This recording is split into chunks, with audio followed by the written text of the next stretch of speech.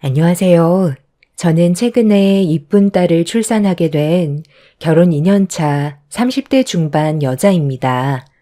좋은 소식을 여러분들께 전해드려야 하는데 출산 직후 너무 가슴 아픈 일들을 겪게 돼서 사연을 신청하게 되었습니다.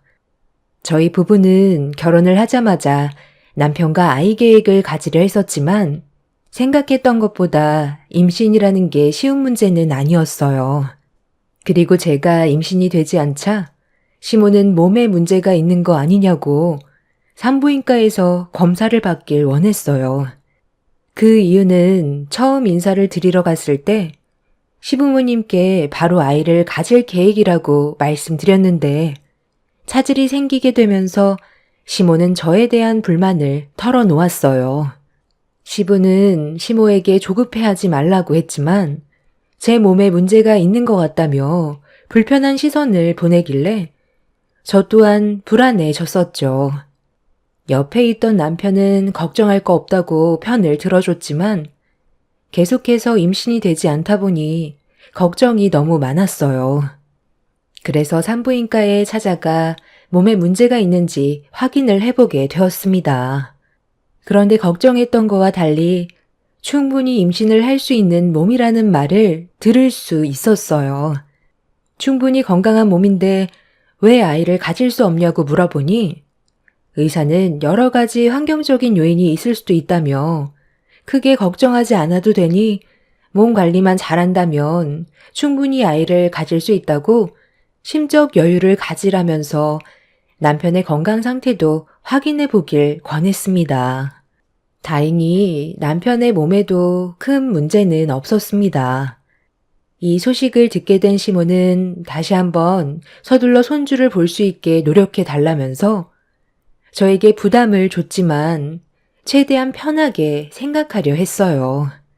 다행히 몸에 문제가 없다는 말에 열심히 운동하면서 최대한 건강한 몸을 만들기 위해 정말 많이 노력했어요. 그런데 제 몸은 아이를 가지기 위해 최적화가 되어 있는데도 원하는 임신은 계속해서 실패를 이어나갔습니다. 아들 손자 하나 낳아달라는 건데 어떻게 임신했다는 소식조차 들을 수가 없는 거니?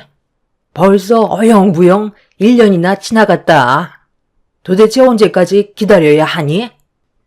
엄마, 오늘 오라고 한 게 잔소리 하려고 그런 거예요? 심적으로 스트레스를 많이 받게 되면 임신도 많이 힘들어진다잖아요. 몸이 체질적으로 많이 예민한 것 같다고 했었어요. 그러니까 엄마가 하는 잔소리가 이 사람한테는 엄청난 스트레스로 올 수가 있다는 거예요. 누가 제일 힘들지 뻔히 알고 있으면서 위로 좀 해줄 수 있는 거잖아요. 이 사람한테 계속 안 좋은 말만 할 거면 다음부턴 오라고 하지도 말아요. 어느 누가 상처되는 말을 듣고 싶겠어요? 기분도 별론데 그만 일어날게요. 내가 오죽하면 이런 말이 나오겠어? 엄마도 하루 이틀 참고 넘어간 것도 아니고 1년이나 참고 있었는데 쓴소리 정도는 당연히 할 수 있는 거지. 당신 그 주둥아리 때문에 임신 될 것도 안 되겠어. 며느리 속이 제일 타들어갈 텐데 제발 하루라도 조용히 좀 넘어가면 안 돼? 요즘 당신 입에서 쓸데없는 말이 나올까봐 얼마나 불안한 줄 알아? 그냥 입을 다물고 있어. 그게 가족을 위한 길이야. 저녁 먹은 거 체하겠다. 볼일 다 봤으니 너희들 이제 그만 돌아가 봐라. 어딜 가? 아직 내 말 끝나지도 않았는데 나는 너한테 기회를 많이 줄 수 없다. 올해에도 임신이 안 된다면 몸에 하자가 있다는 걸로 알 테니까 그땐 내 아들과 결혼생활 정리해라. 너 때문에 집안의 대가 끊길 수는 없잖니. 시간이 지날수록 내 아들도 나이를 먹을 테고 재혼도 쉽지 않을 테니 올해가 마지막이라고 생각해라. 마음 같아선 내 가방에 있는 이혼 서류 바로 던져주고 싶다만 내 아들 봐서 넘어가는 거니 시간이 많지 않다는 거 명심해야 할 거야. 아이를 가질 수 없다는 게 죄인처럼 느껴졌었고 아무 말도 할 수가 없었어요. 남편과 결혼을 하기 위해 허락을 받으러 시댁에 인사를 드렸을 땐 아이 가지는 건 전혀 문제가 되지 않을 거라 생각했었어요. 주변에서만 봐도 아이를 계획하는 것보단 계획하지도 않았던 아이를 가지게 될 정도로 밥 먹듯이 임신이 되는 것 같아 보였는데 막상 제가 임신을 하려고 했을 땐 마음먹은 대로 되지 않아 너무 힘이 들었고 죄송스러워서 고개조차 들지 못했었습니다. 더군다나 시모가 저에게 마지막 기회라는 말을 했었을 땐 정신적인 스트레스가 최고조로 달했었어요. 그렇게 시댁에서 상처만 받고 집으로 돌아온 저는 결국 한참 동안 눈물을 쏟아내었고 남편은 당분간 시댁에 가는 건 저에게 안 좋을 것 같다며 그날 이후 시댁에는 아예 가지 않으려 했어요. 그렇다고 시모가 시댁에 오라는 말도 하지 않았습니다. 그만큼 서로가 많이 예민해져 있던 상태였던 거죠. 아이를 가지기 위해 제가 최대한 스트레스 받지 않게 하려고 모두가 침묵했었고 좋은 소식을 접할 수 있길 간절히 바라고 있었을 때 어느 날부터인가 처음으로 느껴보는 몸의 변화에 예민하게 반응했던 저는 제가 그토록 바라던 아이가 생겼을까봐 조심스럽게 임신 테스트기를 사서 검사를 해보는 순간 감격의 눈물을 쏟아내었어요. 제 뱃속에 아이가 들어서게 된 거였죠. 화장실에서 눈물을 흘리며 밖으로 나오자 당황한 남편은 제가 임신 테스트 검사를 했다는 걸 전혀 모르고 있었기 때문에 놀라선 한 걸음에 달려왔어요. 남편을 보며 테스트키를 건네자 그간 저처럼 마음고생이 심했었는지 감격의 눈물을 함께 쏟아내었습니다. 그렇게 양가 부모님께 간절하게 기다렸던 임신 소식을 알리게 되었고 시모는 그날 바로 저희 집으로 달려오셨습니다. 첫 임신이라 많이 떨리고 앞으로 어떻게 해야 될지 몰라 걱정이 많았었는데 시모는 걱정하지 말라면서 최대한 안정만 취하면 된다고 어렵게 임신한 만큼 안정기에 접어들 때까지는 일을 쉬는 게 좋을 것 같다면서 한마디 하셨습니다. 고생했다. 이제 다른 거 다 필요 없고 아들이면 된다. 확률은 50대 50이니까 아들 손자 보여줄 수 있는 거지? 일단 이것부터 받아라. 내가 이거 받으려고 얼마나 많은 돈을 들였는지 아니? 몸에 좋은 거니까 하루 3번 거르지 말고 먹거라. 이거 먹으면 딸도 아들로 바뀐다는 말이 있어. 뱃속에 있는 아이는 분명 아들일 거라 나는 확신한다. 첫 임신이 이렇게 어려웠는데 두 번째는 더 힘들겠지. 기대조차 안 하니까 무조건 뱃속에 있는 아이는 아들이어야 한다. 아들이 아니면 어떻게 하시려고요? 임신했으면 된 거지. 딸이건 아들이건 그게 뭐가 그리 중요하다고 왜 또 이 사람한테 부담을 주는 거예요? 어머님, 임신만 하면 된다면서요. 그런데 이 약은 또 뭐예요? 제 뱃속에 있는 아이가 성별이 뭐든 그게 중요한 건 아니잖아요. 딸이면 저 안 보실 거예요? 그건 그때 가서 생각하자. 일단 아들이길 바라고 너도 최대한 몸에 신경 쓰거라. 한약 30일치니까 그거 다 먹을 때쯤 다시 오도록 하마. 임신만 하면 앞으로 행복만 있을 줄 알았는데 또 다른 벽이 제 앞을 가로막았어요. 축하한다는 말은 들었지만 시모는 아들을 원했고 저는 시모의 기대를 충족해주지 못할까봐 또다시 심적으로 불안해졌어요. 남편은 신경 쓰지 말라고 했지만 매일 전화 오는 시모 때문에 정신적으로 스트레스를 받아 너무 힘이 들었어요. 남편이 어떤 한약인지도 모르는 상태에서 함부로 먹는 건 뱃속에 있는 아이한테 문제가 생길지도 모른다는 말에 한약을 먹지 않고 있었어요. 매일같이 전화해서 한약을 먹었냐는 말에 거짓말을 할 수밖에 없었죠. 산부인과에서 남편과 함께 초음파 검사를 하러 갔을 때도 한약에 대해 설명을 했었는데 원장님 또한 한약은 태아한테 위험할 수 있기 때문에 먹지 않는 걸 권장했어요. 그렇게 시모에게 거짓말을 할 수밖에 없었는데 여기에서 문제가 하나 터져 버렸습니다. 한 달이 지나는 시점에 시모가 다시 온다고 했었는데 제가 그걸 깜빡 잊고 있던 거였어요. 아무 생각 없이 근처 마트에서 장을 보고 들어왔는데 거실에 시모가 앉아 있었고 테이블 위에는 한약이 2채가 올려져 있었습니다.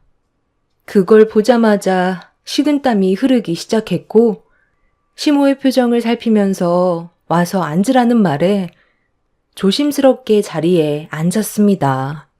시모는 박스에서 한약 한 봉을 꺼내 제 앞에서 뜯더니 마시라고 건네 주었습니다. 내가 보는 앞에서 들이켜라. 조용히 넘어가고 싶으면 말을 듣는 게 좋을 거야. 감히 시애미한테 거짓말을 해?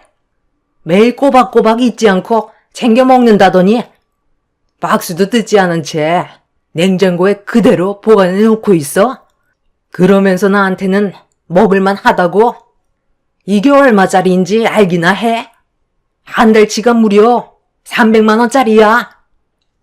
어머님, 흥분하지 마시고요. 제 말 좀 들어보세요.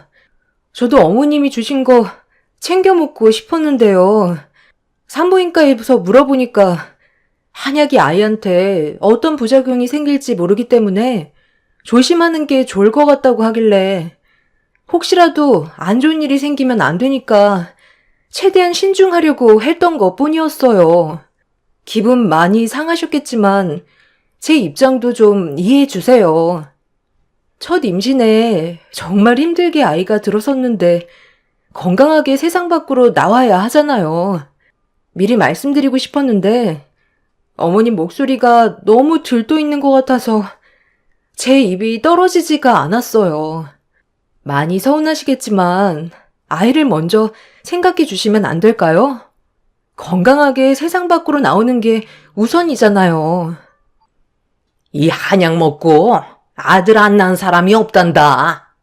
그간 잘 먹고 있는 줄 알고 그래서 가져왔는데 내 성의를 무시해? 거기에 더해 거짓말까지 했으면 그동안 나를 어떻게 생각하고 있었는지 뻔히 알게 됐는데 서운한 것보다 화가 나는 건 당연한 거다. 너 지금 내가 보는 앞에서 그 한약 안 먹으면 오늘 조용히 넘어가지 않을 거야. 어떻게 나를 속일 수가 있는 거지? 그동안 잘 먹고 있는 줄 알고 힘들게 예약해서 300만 원 주고 한약도 지어왔는데 시애미한테 감히 뻥을 쳐? 시모는 건네받은 한약을 빨리 들이키라며 목소리를 점점 더 크게 높이기 시작했어요. 무서운 얼굴로 저를 노려보는데 이 상황을 어떻게 지혜롭게 헤쳐나가야 할지 몰라 너무 당황스러웠어요. 긴장이 맴도는 분위기 속에서 아주 잠깐 동안 침묵이 흐르고 있던 도중 시모가 화를 내려는 순간 다행히 남편이 퇴근을 하고 집으로 들어왔어요. 저와 시모가 서로 마주보고 앉아있는 모습을 보게 된 남편은 손에 들고 있는 한약을 확인하더니 급하게 저에게 뛰어와 한약을 낚아챘어요. 그리고 테이블 위에 올려져 있던 한약을 한번 보더니 어떤 상황인지 대충 짐작을 하고 있었습니다. 엄마, 지금 뭐 하는 거예요? 한약을 이 사람한테 강제로 먹으라고 했다가 큰일 나면 어떡해요? 그리고 이미 뱃속에서 임신이 됐을 때부터 성별은 정해진 거기 때문에 이런 게 필요가 없어요. 함부로 먹었다가 아이한테 장애라도 생기면 어쩌려고 그래요? 제가 싫어서 이 사람한테 먹지 말라고 했어요. 분위기가 정말 안 좋았었는데 다행히 남편이 퇴근하고 들어와서 심각해질 뻔했던 상황을 좋게 풀어주려 노력을 해줬어요. 시모는 남편의 말에 아무 말도 없이 묵묵히 듣고만 있다가 자리에서 일어나 집으로 돌아갔지만 시모가 상처를 강하게 받은 것 같아 너무 불안했어요. 그날 사건 이후 시모는 저에게 연락 한 통도 없었고 제 전화도 받지 않았습니다. 남편은 제 몸만 신경 쓰라고 했지만 불편한 건 어쩔 수가 없었어요. 임신을 했는데도 또 다른 문제거리가 생기게 될 거라곤 전혀 예상하지 못했던 터라 너무 걱정이 많았습니다. 시모의 기분이 상당히 안 좋았었는지 시부에게까지 전화가 와서 무슨 일이 있었냐고 남편한테 물어보았고 모든 걸 설명드리자 시부는 먼저 연락하기 전에는 아무것도 하지 말라고 뱃속의 아이만 신경 쓰길 당부하셨죠. 시모의 화가 풀리기까진 어느 정도 시간이 필요할 것 같아 일단 뱃속의 아이한테만 집중하면서 최대한 스트레스 받지 않게 안정을 취했습니다. 그렇게 한두 달이 지나고 어느 정도 안정기에 접어들었을 때쯤 어느 날 시모에게 연락이 왔어요. 뱃속에 있는 아이가 잘 커가고 있는지 물어보길래 건강하게 잘 크고 있다고 하자 시모는 제 말이 끝나자마자 전화를 끊어버렸고 그 이후로는 또다시 연락이 없었습니다. 그래도 어느 정도 화가 가라앉은 것 같아 안심을 할 수 있었는데 그 이후로 출산 때까지 단 한 번도 전화를 주거나 저희 집에 찾아온 적이 없었어요. 그렇게 출산을 하게 됐는데 세상 밖으로 나온 아이의 얼굴을 보는 순간 감격의 눈물이 쏟아지면서 동시에 불안함도 엄습해 왔습니다. 이유는 제 품에 안긴 아이는 아들이 아닌 딸이었거든요. 시모가 바라는 아들이 아니었기 때문에 무슨 말을 듣게 될지 몰라 계속되는 불안함이 몸이 힘든데도 쉴 수가 없었어요. 그리고 출산 소식을 듣게 된 시부모님이 산부인과로 방문을 하셨습니다. 우리 얼마 만이지? 거의 10개월 꽉 채워서 만났지? 그럼 우리 손자 얼굴 좀 볼까? 지금 안고 있는 손자 얼굴 좀 보자니까. 시애미한테 안 건네줄 거니? 엄마, 손자가 아니라 손녀예요. 원하시는 손자가 아니더라도 저 손주니까 이쁘게 봐주셔야죠. 그가 마음고생 얼마나 많이 했었는데요. 건강하게 출산했어요. 뭐? 손녀라고? 그게 사실이니? 어쩐지 내가 아들인지 딸인지 물어봤을 때 얘기를 잘 안 하더니 정말 손녀였던 거야? 너한테 건네준 한약만 먹었어도 분명 손자가 세상 밖으로 나올 수 있었을 텐데 끝까지 고집 부리더니 결국 이를 이 지경으로 만들었구나. 둘째 계획은 언제 잡을 거니? 최대한 빨리 시작하는 게 좋겠지? 엄마, 이제 막 출산했는데 벌써 둘째를 얘기하세요? 일단 축하한다는 말 한마디 해주면 안 되는 거예요? 요즘처럼 저출산 시대에 한 생명이 태어난 것만도 감사해야죠. 그리고 저번에도 말씀드렸잖아요. 이미 임신했을 때부터 성별은 정해지는 거라고요. 엄마는 산후조리원 운영하면서 그런 말이 나와요. 거기에서 들은 말이니까 내가 한약 지어 가져간 거야. 아들 못 낳은 사람들이 추천해준 한의원에만 가서 약 한 채 지으면 무조건 아들이라고 하길래 그래서 비싼 돈 들여 가져왔는데 한 입도 안 했다고 하니까 결국 이런 일이 생긴 거잖아. 내 말만 들었어도 무조건 아들 손자가 낳을 수 있었을 거라고. 아니, 저기 사돈. 지금 하신 말들은 저는 오늘 처음 듣는데 임산부한테는 한약이 안 좋을 수 있다는 거 몰라요? 이건 기본 상식인데 어떻게 체질 검사도 안 하고 무작정 좋다고 그냥 한약 지어오면 당연히 문제가 되는 거죠. 그리고 그 한약 먹는다고 해서 아들 손자가 낳을 수 있다는 보장은 또 어디 있는데요? 한약을 다 먹었어도 딸이면 그때는 뭐라고 했을 것 같은데요. 힘들게 아이 가지려고 얼마나 노력을 많이 했는지 알면서 그런 말이 나오세요? 축하는 못해줄 망정 손자가 아니라고 투덜거리는 사돈이 정말 실망스럽네요. 우리 애 그만 몸조리하게 자리 비켜주세요. 좋은 날 분위기 망치고 싶지 않습니다.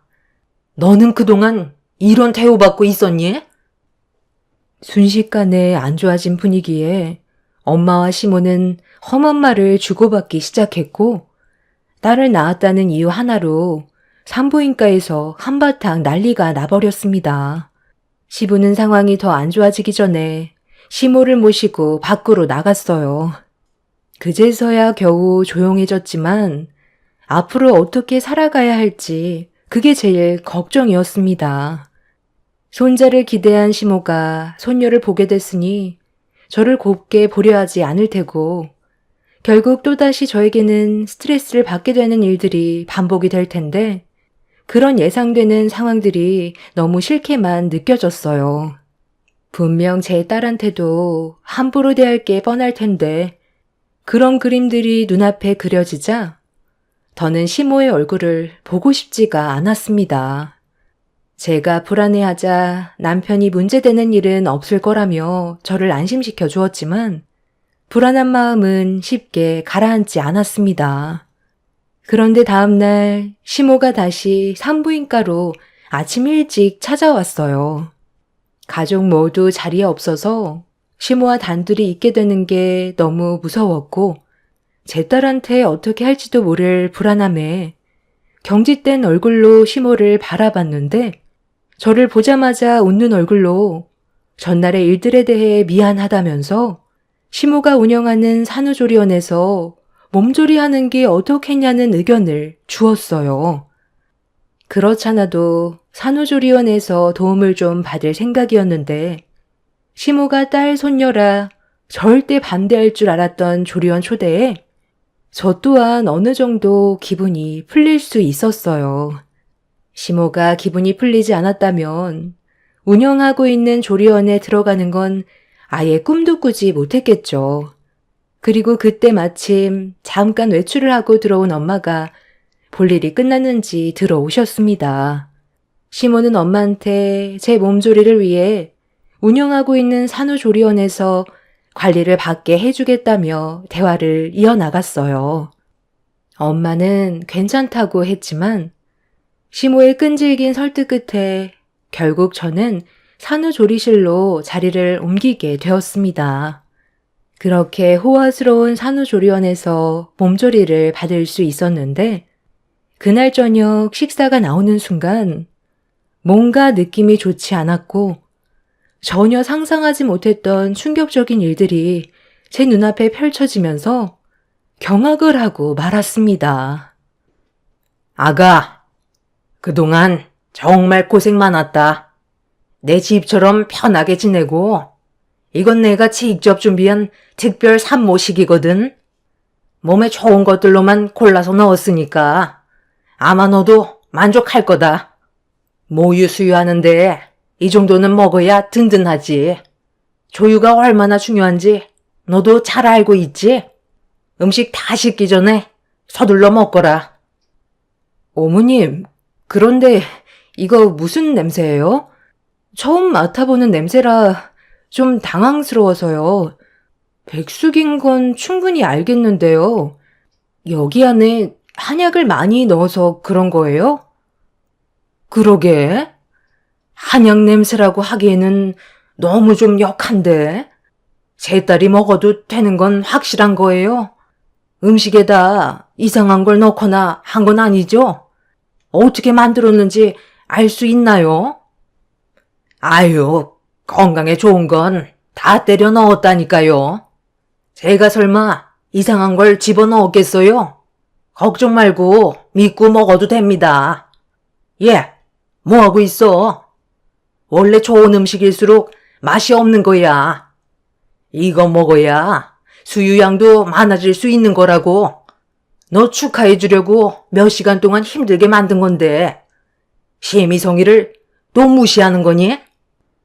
제가 머뭇거리자 시모가 많이 서운했는지 표정이 굳어지길래 어쩔 수 없이 한 숟갈을 뜨는 순간 저도 모르게 입에 들어가게 된 음식을 뱉어버렸어요. 너무 역해서 깜짝 놀랐는데 상당히 쓴맛이 강했습니다. 제가 당황해서 시모의 얼굴을 쳐다보고 있는데 빨리 먹으라며 시모가 직접 한 숟갈 떠서 저에게 주길래 이건 정말 아닌 것 같아 고개를 돌려버리자 갑자기 시모는 엄마가 옆에서 보고 있는데도 손으로 제 얼굴을 잡더니 들고 있던 숟가락을 입으로 우겨 넣었습니다. 순간적으로 일어난 돌발 상황에 엄마는 뭐 하는 짓이냐고 소리를 질렀고 저는 캑캑거리면서 입안에 있던 음식을 개어내고 있는데 시모는 옆에서 말리는 엄마를 강하게 밀치더니 준비해오는 음식을 다 먹지 않는다면 제 딸을 절대 보여줄 수 없다면서 갑자기 180도 변화된 모습을 보여줬어요. 음식 안에 뭐가 들어간 건지 알 수도 없는 상태에서 시모가 마구잡이로 제 입에 음식을 집어넣으려 하자 화가 머리끝까지 올라온 저는 엄마를 패대기친 모습에 더 이상 참을 수 없어 제 앞에 올려져 있던 음식을 사정없이 엎어버리면서 있는 힘껏 소리를 질렀어요. 바닥에 내동댕이 쳐진 음식을 멍하니 바라보고 있던 시모는 핸드폰을 들어 갑자기 어디론가 전화를 걸었습니다. 그런데 수화기에서 들려오는 통화 내용에 경악을 하게 되었고 엄마는 바닥에 펼쳐진 음식의 정체를 알게 된 순간 실신까지 하셨어요.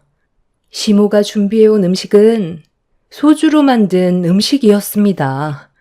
수화기 너머에서 들려오는 목소리에선 정과 동일하게 5병 정도 넣으면 되냐고 물어보았고 시모는 저를 보며 온갖 술은 다 때려 넣어 가지고 오라면서 분노한 얼굴로 흥분을 가라앉히지 못하고 있었어요. 지금 제정신이에요? 어떻게 모유수유하는 저에게 술이 들어간 음식을 먹으라고 할 수가 있어요? 저런 음식을 먹고 모유수유를 하게 되면 큰일 나는 거 알면서 지금 무슨 생각으로 이런 짓을 저지른 건데요? 이건 범죄라고요. 당신 진짜 제정신이야? 그리고 저 그만 퇴소할게요. 가긴 어딜 가? 딸 낳은 죄인 주제에 뭘 잘했다고 두 발로 나갈 생각인 건데? 내가 손자를 원했지 손녀를 원했어? 겨우 임신해서 가진 아이였는데 내 허락 없이 감히 손녀를 낳아? 저번에 분명 얘기했을 텐데 손녀가 나오게 되면 내 아들과 그만 정리해야 될 거라고 경고까지 했었지? 이거 이혼 서류다. 도장 찍고 당장 정리해라. 그렇지 않으면 2번 다시 네 딸 얼굴은 구경조차 할 수 없을 거야. 마지막으로 얘기하마. 내 아들과 이혼하거라. 이게 다 지금 무슨 말이에요? 이 사람이 왜 저랑 이혼을 해야 되는 건데요? 그리고 이 냄새 뭐예요? 당신 무슨 일인데 울고 있는 거야? 좀 전까지만 해도 잘 지내고 있다고 나랑 연락했었잖아. 혹시 몰라 걱정돼서 저기 퇴근하고 왔는데 이 사람한테 또 뭔 짓을 저질렀길래 지금 눈물을 흘리고 있는 거냐고요?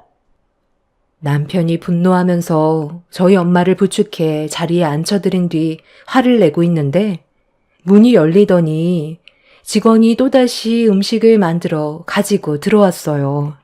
남편은 음식이 들어오자마자 코를 막으면서 이게 뭐냐고 저에게 물어보길래 백숙에 술을 집어넣은 거라며 그걸 먹게 되면 딸도 술을 먹게 되는 거나 다름없다고 하자 남편은 직원이 들고 온 음식을 바닥에 던져 버리더니 시모의 얼굴에 손을 올려 붙였습니다.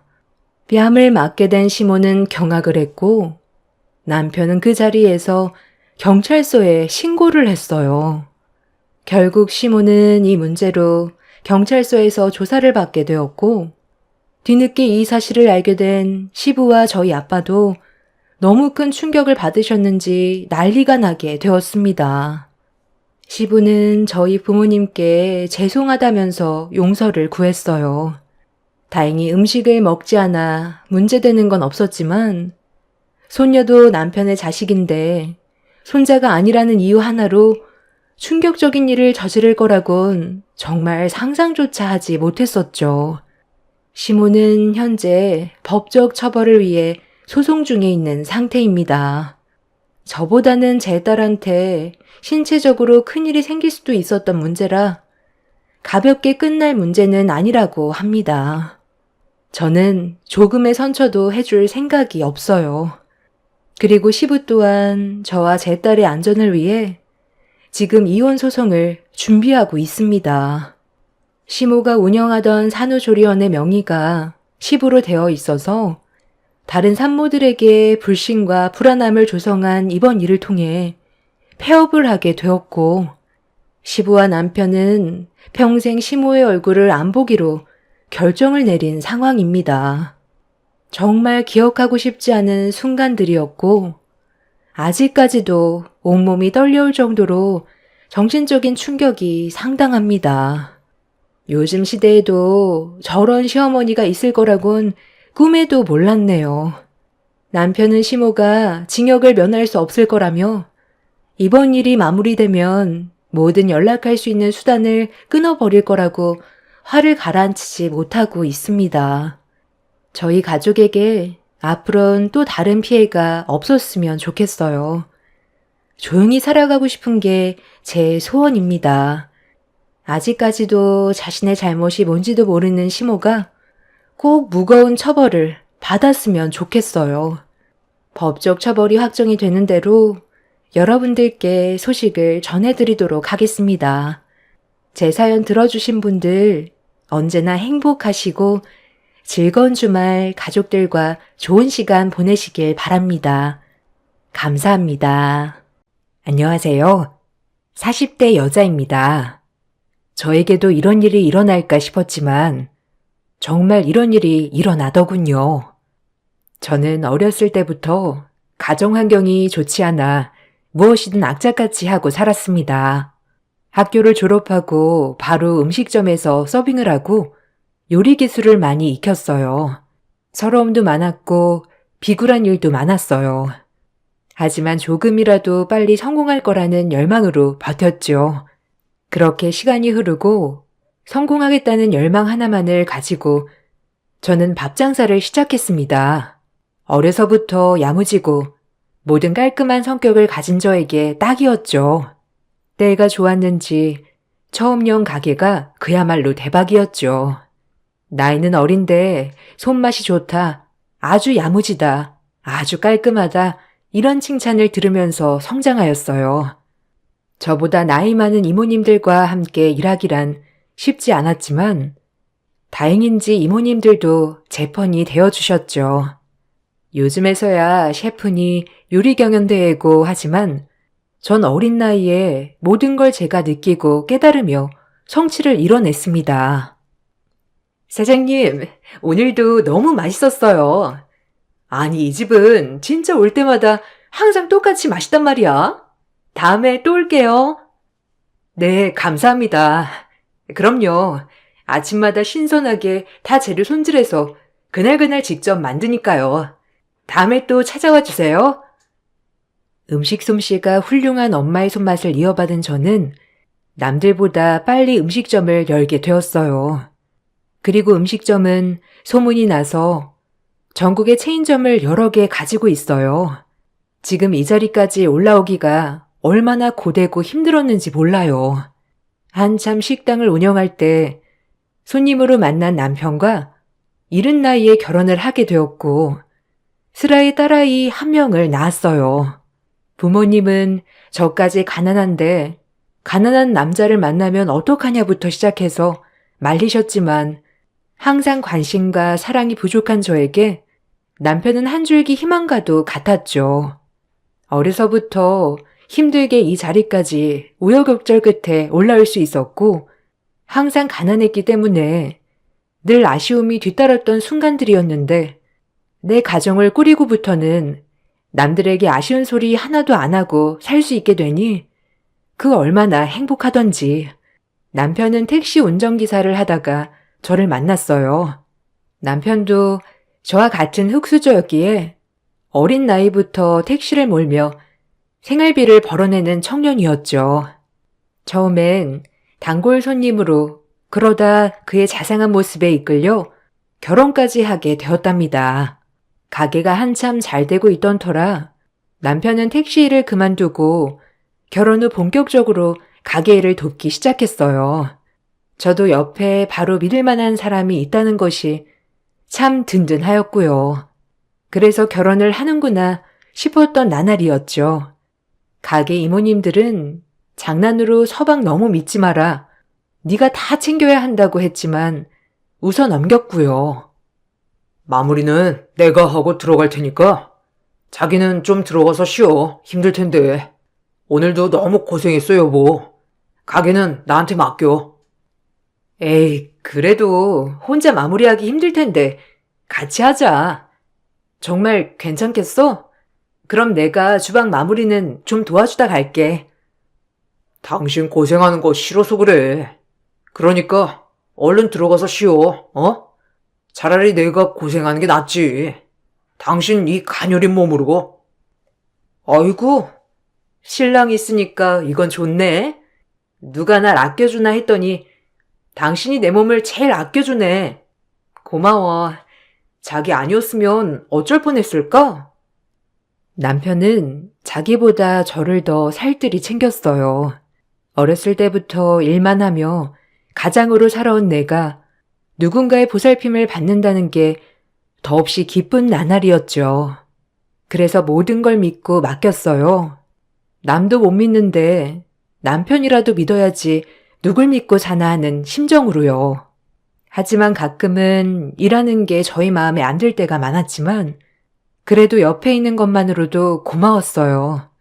하지만 저와 오픈부터 지금까지 함께한 이모님들은 그런 남편을 마음에 들어하지 않아 했습니다.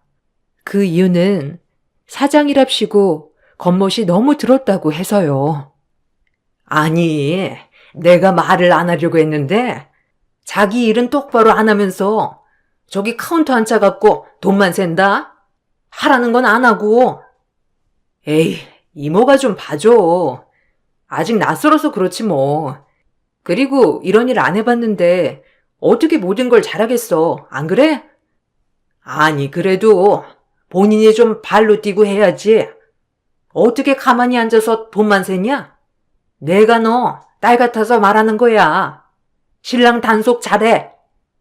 이모님이 아무리 말을 했지만 그래도 내 눈엔 신랑이 최고였어요. 절 끔찍이 아껴주었거든요. 몸이 힘든 만큼 심적으로 누군가에게 기댈 수 있다는 게 얼마나 큰 기쁨이었는지 아마 아는 사람은 알 거예요. 전 그래서 그를 믿었죠. 하나밖에 없는 내 편이었으니까요. 그렇게 10년이 흘렀습니다. 10년 전에도 가게는 잘 되었지만 10년이 지난 지금 가게는 더 번창하였어요. 덕분에 가게 외적으로도 부를 많이 축적할 수 있었죠. 사업에 감각이 있던 저로서는 부동산 투자 또한 거의 대부분 성공했었거든요. 결혼한 지 16년을 한결같이 저를 생각해주는 남편에게도 이제 좀 마음 편히 살자. 너무 앞만 보고 달려왔다고 생각하여 휴가도 주었습니다. 그것이 제 발등을 찍을 거라고 상상도 하지 못한 채 말이죠. 남편은 그 휴가 이후로 급격히 변하기 시작했어요. 엄마, 아빠 언제 와? 아니, 무슨 휴가를 갔길래 이렇게 연락이 안 되는 거야? 그래도 갔으면 연락을 해야지. 아빠, 얼마 만에 휴가야.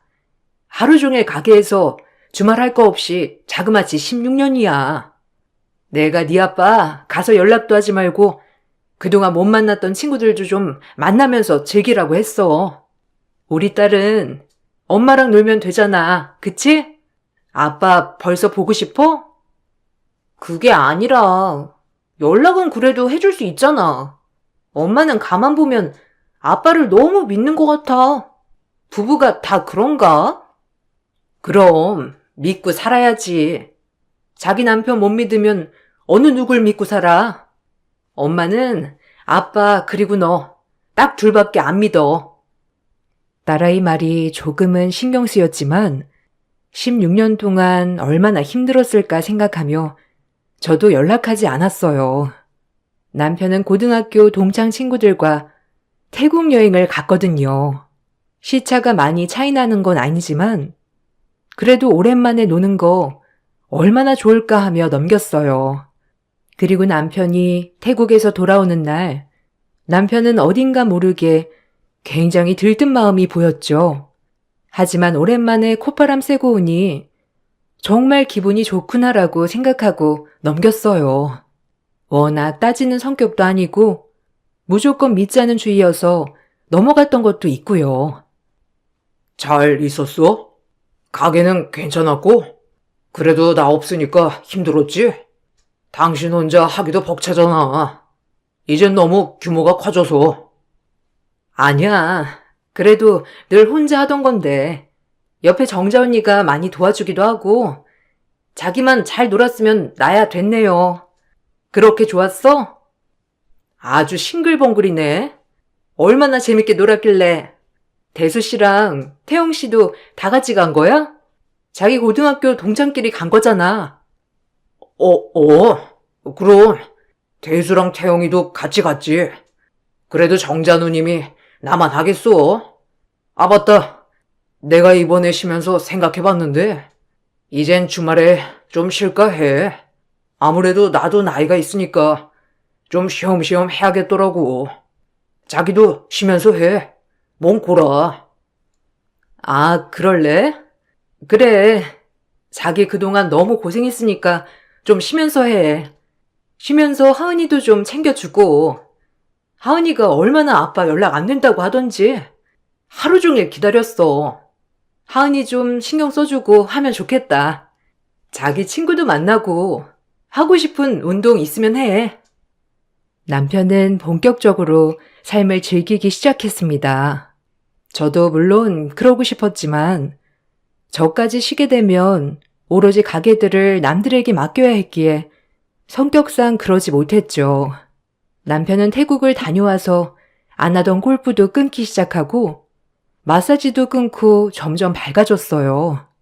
그런 활력 있는 남편 모습이 보기는 좋았지만 한시도 집에 있지 않는 남편 덕에 얼굴 볼 수 없는 하루였어요.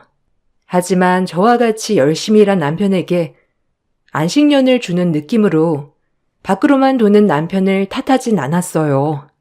어느 날은 갑자기 일을 하다가 전화를 받고 뛰어나간 적도 있답니다. 그 얘기를 듣고 얼마나 황당하던지 식당 이모님들의 말을 듣고 그때부터 조금 이상하게 생각했죠. 아니, 사장님아. 남편 단속해야겠더라. 요새 허구한 날 핸드폰 문자만 본대. 뭐가 그렇게 낄낄거릴 게 많은지? 원래가 그런 사람이 아니니까 좀 이상하더라고. 그리고 한 번은 일하다 말고 전화 받고 잠깐 나갔다 온다고 하고 그날 오후에 들어왔잖아. 우리끼리 홀보고 계산하느라 힘들었어. 이거 우리가 얘기했다고 하지 말고 슬슬 뒤 좀 밟아봐. 보통 일 아니다 이거. 에이, 이모. 아니야. 이모 너무 드라마만 본 거 아니야? 하은 아빠가 어디 그럴 사람이야? 내가 1년 정도 안식년 주는 느낌으로 살라고 했어. 그동안 많이 고생했잖아. 본인도 좀 즐기며 살아야지 안 그래? 그러니까 이모들도 그러려니 해. 남자가 갑자기 변하면 무슨 일이 난 거야? 우리 사장님 일이 순진해서 어쩌노? 그리고 힘들면 사장님이 더 힘들지. 자기가 뭐가 힘들어? 아무것도 없이 장가 자라서 떵떵거리고 사는 게 누구 덕인데 안 그러나? 어쨌든 잘 살펴봐라. 나중에 후회하지 말고. 식당 이모들의 귀뜸이 의심의 불씨가 피었어요. 그렇게 보니 모든 게 이상하더라고요. 태국에서 왜 정말 연락 한번 못했을까부터 주말마다 라운딩을 나간다는 핑계로 밤늦게 들어오는 것까지요. 그리고 새벽마다 나가서 그렇게 통화를 하더라고요. 더 확실한 증거는 평일 오후 남편의 동창 친구가 가게를 방문하고 벌어졌습니다. 이젠 의심이 확신이 되는 순간이었어요. 아이고, 재수씨, 오랜만입니다. 먹으러 온다 하면서 지금 오네요. 저 쌈밥 정식 하나 주세요. 간단히 밥 먹고 가야 해서. 어머, 오랜만이에요, 대수씨. 태국은 잘 다녀오셨어요? 그이가 얼마나 재밌게 놀았는지. 그래도 하나도 안 타셨네요? 네? 태국이요? 아휴, 요새 눈꽃 뜰 새 없어서 여행은 무슨? 주말에도 일 나가요. 아, 맞다. 철수는 어디 갔나 봐요? 아, 그러세요? 아, 제가 뭘 착각했나 봐요. 네, 철수 씨 오늘 골프 레슨이 있어서 가게 비웠어요. 다음에 와이프랑 같이 넷이 봐요. 태국을 다녀온 적 없다는 남편 친구의 말에 모든 것이 확실시 되었죠. 남들은 미련하다고 할지 모르겠지만 전 마음을 다잡았어요. 당장이라도 엎어버리고 싶은 마음이 굴뚝 같았죠. 하지만 우리 딸과 그리고 그동안 고생한 남편 한 번쯤은 눈 감아줄까라는 마음에서 갈등이 되더군요. 남자가 한 번쯤 실수할 수 있지. 아니 바람이 아닐 수도 있잖아. 곧 제자리로 돌아올 거야 라는 마음으로 말이에요. 그래, 그동안 열심히 했잖아 라는 마음으로 마인드 컨트롤을 했습니다.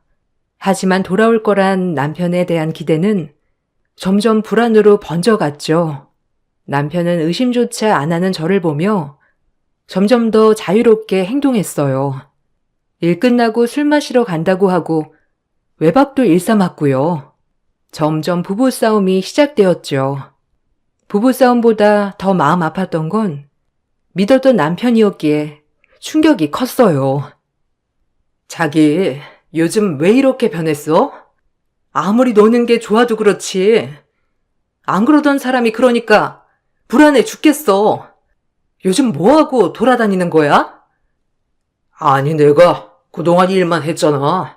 나도 좀 이렇게 살면 안 되냐? 너 죽으면 그 돈 다 짊어지고 갈래? 너도 좀 즐겨. 그럼 가게 일은 누가 하고 나도 즐길 줄 몰라서 안 즐기는 거 아니야. 그래도 우리 하은이 대학까지 다 보내고 시집 보내고 좀 더 안정되면 그때 천천히 하나하나 정리하면서 즐겨야지. 자기 보고 나처럼 살라는 말은 안 해. 그래도 외박이 말이 돼? 남자가 술 먹으면 좀 그럴 수도 있지. 너 원래 이런 스타일이었냐? 그나마 고분고분해서 참고 살만 했는데 참. 무슨 뜻이야? 지금은 그럼 살기 싫다는 거야? 말해봐. 자기 솔직히 바람 피우지? 누구야? 누구냐고. 나 엄청 참았어. 알아? 뭐? 바람? 너 지금 나 뒷조사했어? 와, 진짜 어이없네. 그래서 뭐 좀 나왔어? 참나. 그래, 바람 났다. 어쩔래? 뭐가 그리 당당해? 나랑 하은이 생각도 안 하고 그렇게 바람이 펴지든? 당신 원래 이런 인간이었어? 어? 처음으로 숨 쉴 수 있었어. 맨날 일에 박혀서 살다가 처음으로 사는 것 같더라. 너랑은 달라. 그놈의 톤돈돈 하는 너랑은.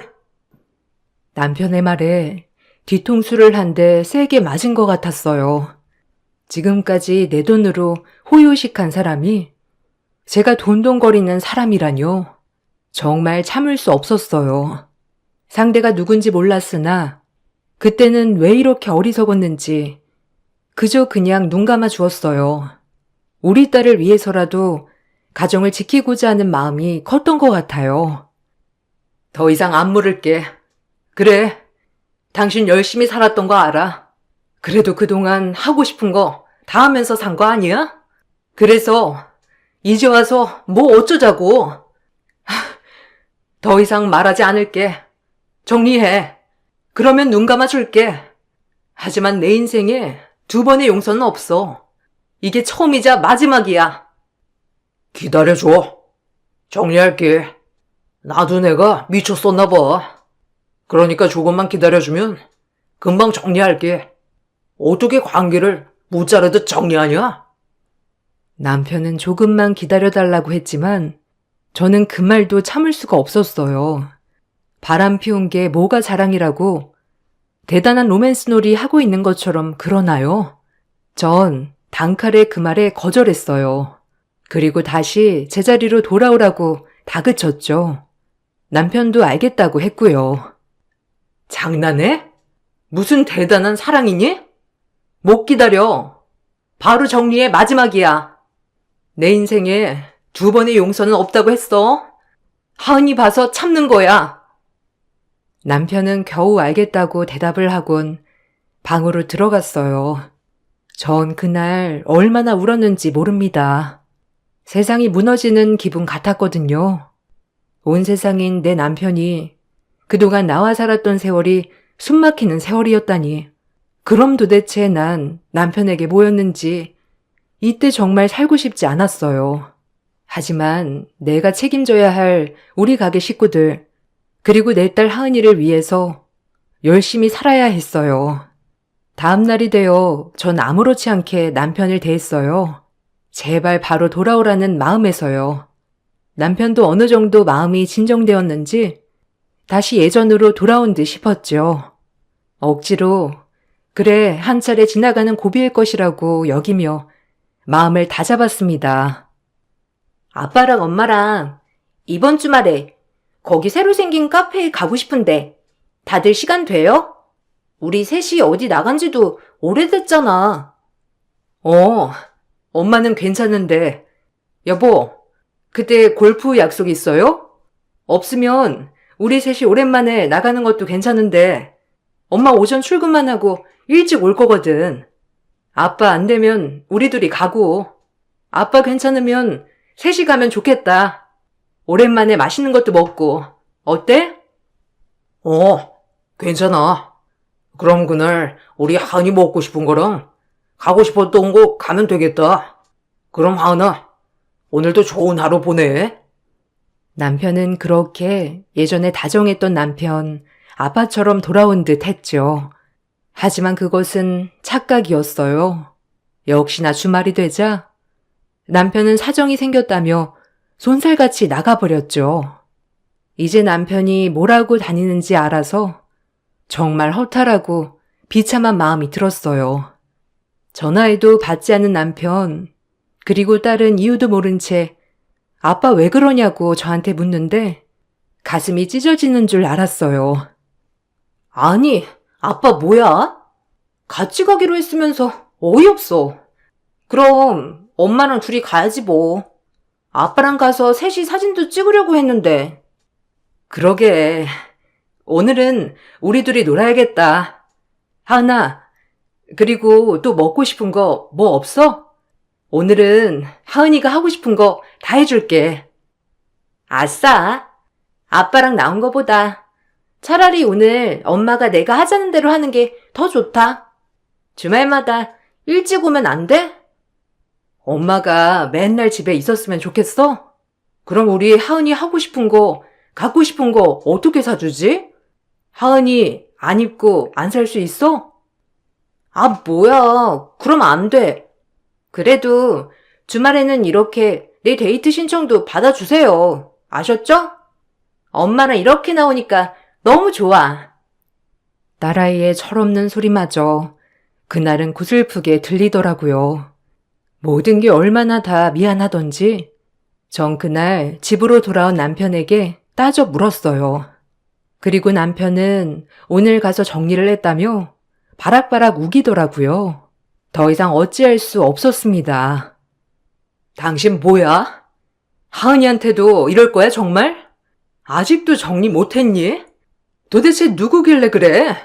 내가 나가서 정리해줘? 아이, 정리했어. 오늘 다 끝냈어. 그러니까 이제 그만해. 다시 돌아가자 우리. 내가 미안해. 이젠 당신 속상하게 안 할게. 남편의 미안하단 말에 와르르 무너졌죠. 그 한마디에 무너지는 마음이란 전 모든 걸 잊고 용서하기로 했어요. 그렇게 저희는 돌아가는 듯 했습니다.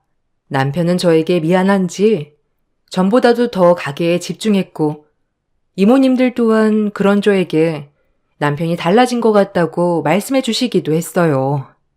그만큼 남편은 전보다도 더 최선을 다해 일했죠. 한편으론 고마웠어요. 그렇게 모든 것이 제자리로 돌아오는구나 싶었을 때 몸에 이상을 느꼈습니다. 처음에는 요즘 스트레스를 많이 받아서 그런가 보다 했지만 점점 계속되는 배 통증에 병원을 가보았어요. 단순 위염이나 장염인가? 라고 생각했었는데 결과는 당혹스러웠죠. 아이고, 임미령 씨? 왜 지금 오셨어요? 무슨 일 하시죠?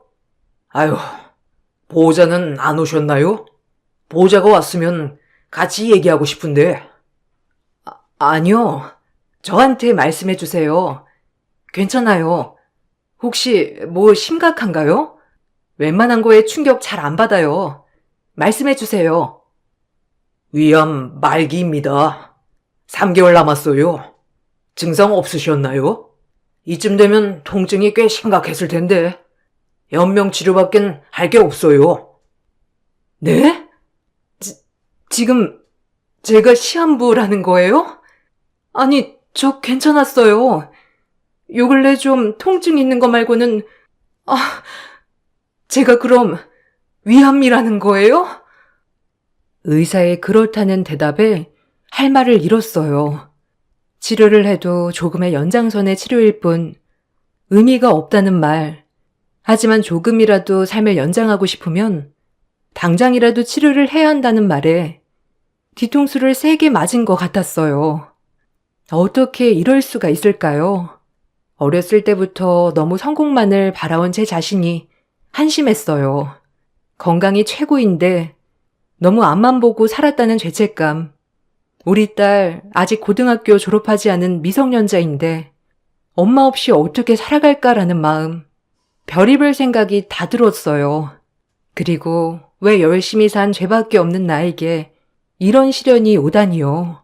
병원에선 당장 치료를 할 거면 지금이라도 해야 한다고 했지만 조금 생각할 시간을 달라고 하고 나왔습니다. 그리고 병원 로비에서 얼마나 울었는지 눈이 퉁퉁 불도록 울었어요.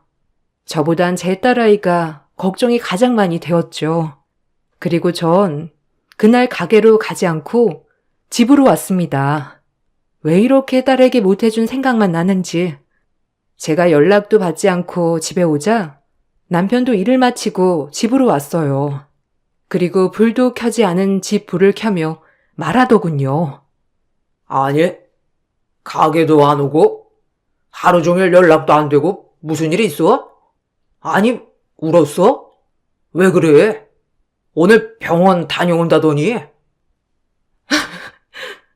여보, 나 어떡해? 나 3개월 남았대. 시험부래. 이게 말이 돼? 왜 나야? 하필이면 우리 하은이 어떡해? 남편을 보자마자 울컥 눈물이 너무 나왔어요. 남편도 저의 눈물에 당황했는지 절 토닥여 주다가 조용히 물었습니다. 아니, 무슨 소리야? 시한부라니? 확실한 거야? 오늘 병원 가서 들은 거야? 아니, 어떻게 그런 일이 있을 수 있지? 나 어떡해? 아니 우리 하은이 어떡해? 나 진짜 이대로 하은이 두고 절대 못 가. 아직 졸업도 안 한 애를 내가 해준 게 뭐가 있다고. 바쁘다는 핑계로 매번 일만 하고 애 어렸을 때 신경도 제대로 못 써줬는데 나 어떡해. 나 억울해서 못 죽어. 남편은 울고 있는 절 지그시 바라보다 소름 돋게 한마디 하더군요. 전 그 눈빛 말투에서 할 말을 잃었습니다. 내가 10여 년을 알고 지낸 남편이 이런 사람이었는지도 오늘에서야 알게 되었고요. 갑자기 손뼉을 치면서 저에게 말하더군요. 하은이는 걱정 마. 내 딸인데 내가 잘 케어할게. 그나저나 그럼 당신 재산은 어떡하지? 지금이라도 슬슬 나한테 정리해야 하는 거 아니야? 지금 재산 얘기를 꺼내는 남편을 보자 눈이 뒤집혔어요. 지금 재산 소리가 나오나 했죠. 사람이 최악일 때 내 편과 아닌 사람이 구별된다는 말이 확실해졌고요.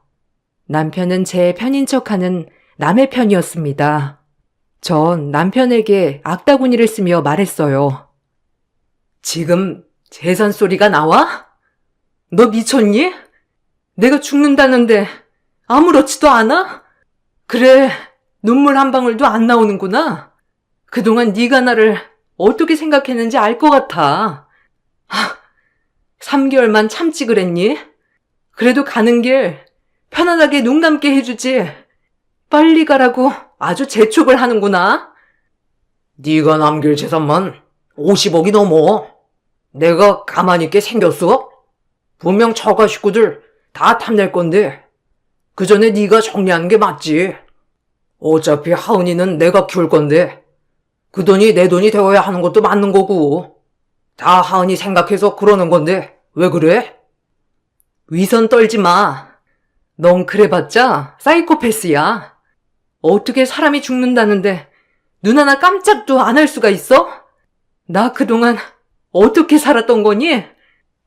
남편은 저를 뿌리치고 밖으로 나갔습니다. 한참 들어오지 않길래 창밖을 보니 웬 여자와 손뼉을 짝짝짝 치면서 웃고 있더군요. 상간녀였어요. 정리를 했다는 것은 다 거짓말이었고요. 제가 알아서 떨어져 나갈 것 같자 상간녀에게 금세 전화를 해 집 앞에서 만났고요.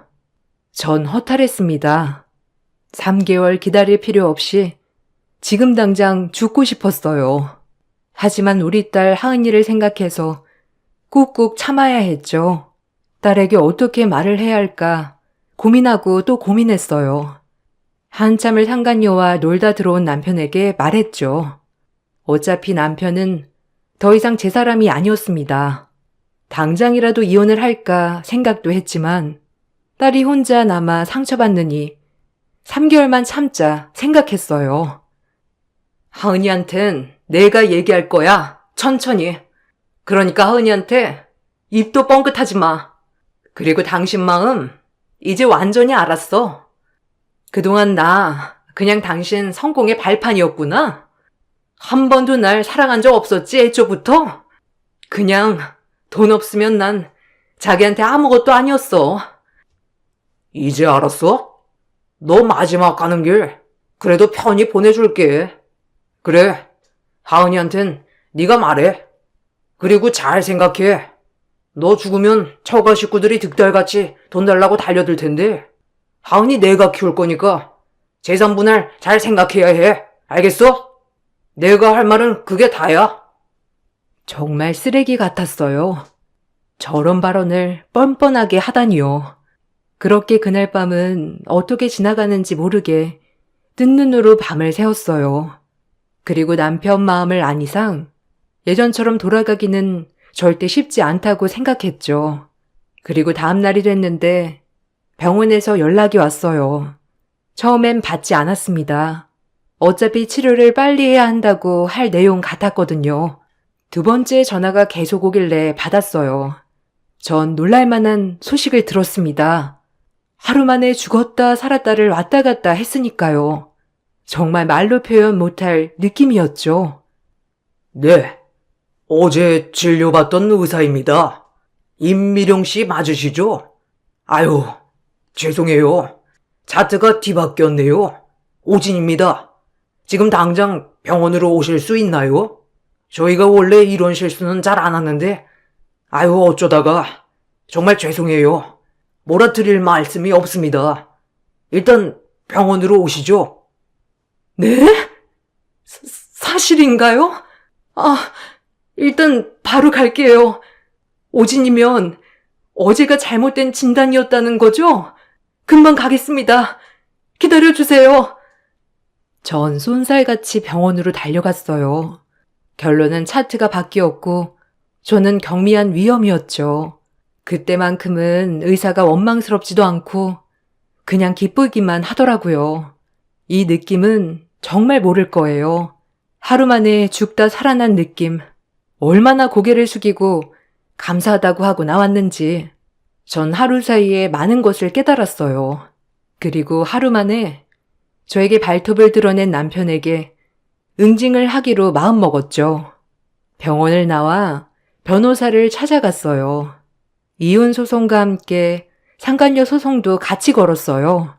하지만 법률상 어느 정도 재산 분할은 해줘야 한다고 하더라고요. 한국 법은 참, 그래도 전 진행을 했습니다. 더 이상 한 입을 덮고 살 수 없단 걸 알았으니까요. 남편은 사태 파악도 못한 채 저에게 따지더군요. 아직 제가 멀쩡하다는 걸 몰랐으니까요. 얼마나 웃기던지. 그리고 그 얼굴이 사색이 되는 것을 꼭 지켜보고 싶었죠. 오히려 저에겐 좋은 기회였어요. 남편을 엿먹일 기회.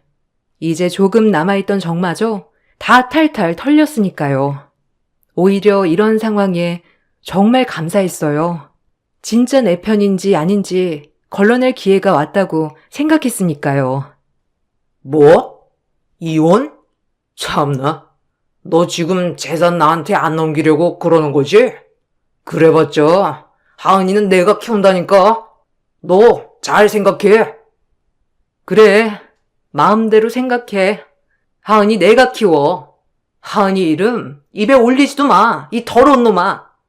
그리고 나랑 결혼할 때 집불해 갖고 온 거 없으니까 몸만 나가. 나머진 내 법률 대리인이랑 얘기해. 네 그 악랄한 두 얼굴 잘 봤다.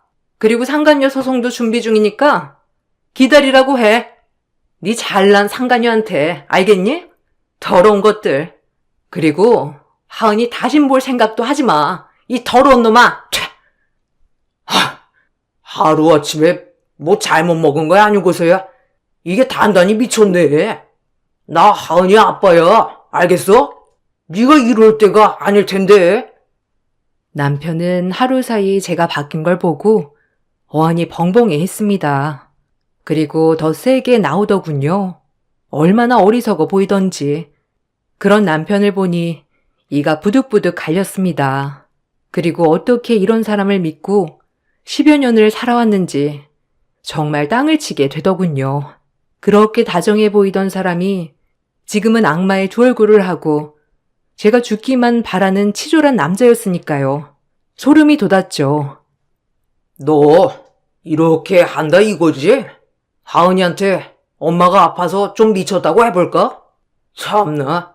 이제 죽을 때가 되니까 갑자기 왜 그래? 뭐? 죽을 때? 죽기를 바란 건 아니고 네가 어떻게 나한테 이럴 수 있니? 나 암 아니래. 그니까 시한부 아니라고. 알겠어? 오진이래. 어떡하냐? 네가 그렇게 내 명 재촉했는데 덕분에 잘 알게 됐어. 네 마음. 아마 이러려고 나한테 그런 시련도 있었던 거겠지? 뭐? 오진이라고? 그런 경우가 어딨어? 말이 되는 소리를 해? 도라니 이제? 참나. 어떻게 그게 말이 되는 소리야? 나보고 널 내다 버리라는 계시지 안 그러니? 이제 끝이야. 내 인생에 두 번은 없어. 끔찍하다. 더 이상 말 섞고 싶지도 않아. 위자료 줘 그럼. 내가 그동안 여기서 머슴살이 한 게 얼만데 안 그래? 이 정도는 받을만 하잖아 내가. 이건 해줄 수 있지? 진짜 미쳐도 곱게 미쳐야지. 하은이가 이런 모습 알면 어떻게 생각하겠니? 내 법률 대리인이랑 얘기해. 이 구질구질한 인간아. 남편은 믿고 싶어 하지 않았죠. 하지만 사실이었습니다. 그렇게 전 이혼소장을 날렸어요. 그 후 남편은 미안하다고 자기가 그때 상간녀 때문에 정신이 나갔었다고 빌고 빌었어요. 하지만 절대 용서가 되지 않았고 제 인생에 두 번의 용서는 없기에 끝을 냈습니다. 다행히 재산 분할도 남편이 제 재산에 기여한 바가 많이 없기에 적당한 선에서 끝냈죠. 딸아이는 모든 사실을 알고 아빠와 이제 절연하겠다고 했어요. 이 부분에 있어서 정말 마음이 너무 아팠습니다. 저에겐 나쁜 사람이었지만 딸아이에게만큼은 좋은 아빠로 남아주었으면 하는 바람이 있었거든요. 하지만 딸아이는 바람 피운 아빠와는 상종도 하기 싫다고 하고 있고요. 그렇게 전 싱글맘이 되었어요. 인생을 하루 만에 살았다 죽었다 하니 정말 모든 것이 바뀌더라고요. 제가 보던 세상, 그리고 무엇이 더 소중한지도 다시금 깨닫게 되었고요. 오히려 고마운 계기가 되었어요. 식당 이모님들은 진작에 이혼하길 잘했다고 오히려 좋아한답니다. 그동안 말을 안 해서 그렇지 전 남편은 가게에서 엄청 진상이었다고 해요. 지금은 저의 휴식을 많이 가지면서 가게 운영을 하고 있어요. 조금 더 사람을 많이 쓰고 딸아이와 시간을 많이 쓰고 있죠. 이렇게 행복한 것인 줄 몰랐어요. 그동안 왜 이렇게 치열하게 앞만 보고 살아왔는지 아마도 그때 얻은 교훈이 아니었으면 계속 그렇게 치열하게 돈만 벌고 살았겠죠. 하루하루 감사하며 사는 지금 너무 행복해요. 인생 별거 없더라고요. 내가 사랑하는 나의 딸, 그리고 제 건강 살피고 즐기며 살렵니다. 여러분들도 하루하루 행복한 날 되시길 바랄게요. 제 글 읽어주셔서 감사합니다. 안녕하세요. 분당에 거주하고 있는 40대 중반 여자입니다. 제 사연이 여러분들에게 어떻게 들릴지는 잘 모르겠지만 저도 용기 내어 글을 써보려고 합니다. 저는 홀아버지 밑에서 자랐어요. 그래서 늘 가족이 그리웠죠. 택시를 모는 아버지는 최선을 다해 저를 키워주셨지만 엄마의 빈자리는 늘 컸었네요. 그래도 밝게 키워주신 덕분에 구김살 없이 학창시절을 보낼 수 있었어요. 그리고 23살이 되던 해에 동네에서 저를 죽고 못 살게 쫓아다닌 동네 오빠와 결혼을 하였습니다. 처음엔 별도 달도 따줄 것처럼 하더니 결혼하고 나서는 남편이 완전 남의 편이 되더군요. 홀아버지 밑에서 자라 시어머니는 그런 저를 못마땅히 했어요. 저희 집 형편은 그저 저 하나만 먹이고 입힐 딱 그 정도였거든요. 그렇지만 남편네 집은 동네에서도 제일 유복한 환경이었죠. 돌아가신 시아버지가 열심히 일군 회사가 잘 되어 좀 잘 살게 된 케이스였어요. 큰 중견기업의 하청을 도맡아 하는 회사였죠. 그런 집에 아무것도 없는 제가 시집을 가게 되었으니 시부모님이나 남편의 누나나 마찬가지로 저를 무시했어요. 하지만 남편의 적극적인 애정 공세에 전 넘어가게 되었네요. 본격적으로 시집을 가게 되니 고생문이 열리게 되었죠. 각오는 했었지만 대단했어요. 본데 없이 자란 것이 남자 하나 잘 꼬셔서 이 집안에 발을 들였으니 비리 아들이라도 낳아야 한다. 알겠니? 그거 아니면 볼 게 뭐가 있어 니까짓 게. 어쩌다 우리 아들 눈에 들어서는. 하여튼 오늘 중으로 이불 빨래 다 해놓거라. 본데 없이 자랐다니 어머니. 저희 아버지께서 얼마나 절 예쁘게 키워주셨는데요. 말씀이 너무 심하시네요. 어머, 엄마한테 눈 동그랗게 뜨고 말대답하는 것 좀 봐. 그러니까 본데 없다고 하는 거야. 알겠어? 어른한테 말대답하는 꼬락서니? 말대답이라뇨. 어머님께서 저한테 항상 인격 모독을 하시니까 아니라고 말씀드린 거예요. 형님도 오해하지 마세요. 지금 하고 있는 게 말대답이야. 아주 웃겨. 희성이한테 교육 좀 잘 시키라고 해야겠네. 아님 내가 교육을 시켜야 하나? 때리는 시어머니보다 말리는 시누이가 더 밉다고 남편의 누나는 딱 그 말이 맞아 떨어졌어요. 어려서 오냐오냐 공주처럼 자라서 대학도 의대를 들어갔죠. 그런 시누이의 콧대는 높아져만 갔습니다. 시부모님은 딸은 의사에 아들은 사업체를 물려받을 것이니 더할 나위 없이 행복하다고 생각했죠. 저는 그 집의 식모나 마찬가지였어요. 아침에 일어나서 밥하고 빨래하고 하루 종일 쓸고 닦고 시어머니의 시중에 시누이 시중까지 몸이 10개라도 모자랐네요. 결혼 초반엔 남편이 저를 무척 애지중지하였기에 그나마 버틸 수 있었으나 남편은 저를 애지중지하는 마음이 금세 시들시들해져만 갔죠. 총체적 난국이었어요. 남편의 애정이 하루하루가 다르게 식어가는 게 느껴지자 제 마음을 다잡기가 너무 힘들었어요. 누구를 믿고 살아가야 하는지도 막막했고요. 정말 우울했어요. 요새 왜 이렇게 늦게 들어와요? 아무리 사업하는 사람이라도 그렇지. 난 오늘 하루 종일 집에서 어머님 심부름만 했는데. 그게 네 할 일 아니야? 꼭 밖에서 일하고 온 사람한테 찡얼대야겠냐? 내 마음 좀 편안하게 해줄 수 없어? 미안해요. 그러려고 한 건 아니었는데 나도 대화할 사람이 없다 보니까 당신 오기만을 기다렸거든요. 그래서 그랬나 봐. 집구석에서 도대체 뭐하냐? 자기 개발 좀 해. 그러니까 맨날 누나나 엄마한테 무시만 당하지. 내 친구들 와이프들은 똑똑하고 얼마나 말들을 잘하는데. 너만 보면 답답해, 알아? 내가 미쳤지. 너랑 결혼을 괜히 해가지고 내 발등을 내가 찍었어. 말이 너무 심한 거 아니에요? 별도 따줄 것처럼 그러더니 이제 잡은 물고기라 이거예요? 기막혀 정말. 억울하네요. 남편은 저를 잡은 물고기처럼 하대했습니다. 시부모님과 똑같았어요. 오히려 시어머니와 시누이는 남편의 그런 변한 모습을 보고 좋아했죠. 저희가 갈라서길 바라셨거든요. 한평생 저만 바라보고 사는 친정 아버지를 생각하면 쉽게 이혼할 수도 없었죠. 시간이 흘러 절 무시하는 생활에 익숙해져 갈 때쯤 아이가 생겼습니다. 시어머니는 꼭 아들이어야 한다며 신신당부를 하였죠. 희주네 병원 가서 검진 받거라. 희주가 산부인과 의사인 거 알지?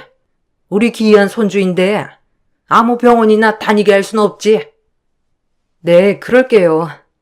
아직은 초기라서 몸 조심해야 한다고 하더라고요. 그래도 어머님 너무 좋으시죠? 바라던 손주가 생겼잖아요. 아들이어야지 무조건. 딸이면 쓰냐? 그리고 애 생기기 전에 그렇게 희성이 보고 끝내라 했거든. 기어이 애를 만들어. 에휴. 어머니, 말씀 조심하세요. 뱃속에 아가가 듣겠어요. 이제 말씀 가려해주세요. 저 홀몸도 아니니까 부탁드립니다. 얼씨구 아주 애 2번 가졌다간 시엠이 잡아먹겠다. 내 입으로 내가 말도 못하냐? 참나 기막혀서. 어디 며느리 눈치 보여서 살겠냐? 시어머니는 은근 아이가 생기기 전에 저희가 이혼하길 바라셨지만 물거품이 되었죠. 시어머니의 말이 너무 가슴 아팠지만 이제 아이도 낳고 살면 조금 저를 인정해 주시지 않을까 생각했어요. 아마 지금 같았으면 뒤엎었을 테지만 그땐 왜 이리 여리기만 했는지. 어머니, 그래도 어머니 손주인데 아들, 딸 상관없이 좋지 않으세요? 저는 벌써부터 너무 기대돼요. 딸이든 아들이든. 기대는 무슨? 우리 희성이만 쏙 닮아야 하는데 머리는 희주 닮아도 좋고. 너 볼 거 뭐가 있냐? 안 그러냐? 어쨌든 희주네 병원으로 옮겨. 시어머니는 아들을 바라셨지만 막상 제가 임신을 하자 그렇게 좋아하는 눈치는 아니었어요. 그건 남편도 마찬가지였고요. 아이한테 너무 죄스러웠어요. 시어머니야 그렇다 치지만 남편마저 별로 좋아하지 않으니 애한테 미안한 마음 가득이었죠. 자기는 안 기뻐? 우리 애인데 어떻게 그렇게 무심할 수가 있어? 나 혼자 애 만들었니? 입이 있으면 무슨 말이라도 좀 해봐. 남들 다 가는 애인데 뭘 그렇게 유난이야. 그리고 지금 회사가 얼마나 바쁜데 내가 이런 거 신경 쓰게 생겼냐? 그래도 너무한다, 정말. 어떻게 그렇게 남보다도 못한 말을 할 수가 있어? 결혼 전이랑 너무 달라, 알아? 아주 어머니 판박이야, 자기도. 이제 대놓고 우리 엄마 욕하는구나. 네가 그럼 그렇지. 내가 그때 눈이 삐었지. 너 같은 애를 쫓아다녔다니. 아유.